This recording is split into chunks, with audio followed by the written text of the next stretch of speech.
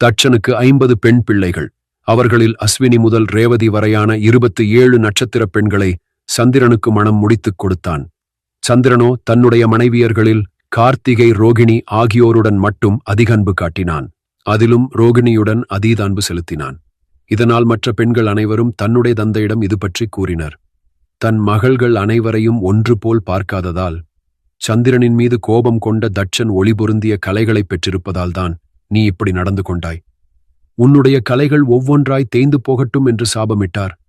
இதனால் செய்வதறியாது திகைத்த சந்திரன் தன் சாபம் நீங்க இறுதியில் சிவபெருமானே கதி என்று அவரை சரணடைந்தான். அப்போது சந்திரன் கலைகள் பலவும் தேய்ந்து 3ஆம் பிறையாக உருமாறி நின்றான். அவனுக்கு அடைக்கலம் தந்த சிவபெருமான் 3ஆம் பிறை சந்திரனை தன்னுடைய தலைமீது சூடிக்கொண்டார்.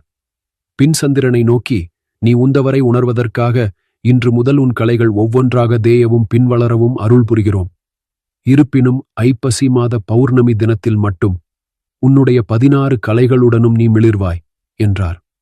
அறிவியல் ரீதியாக ஐப்பசி தினத்தன்று பூமிக்கு அருகாமையில் சந்திரன் வருவதால் இந்த அதிக ஒளிர்வு இருப்பதாக சொல்லப்படுகிறது.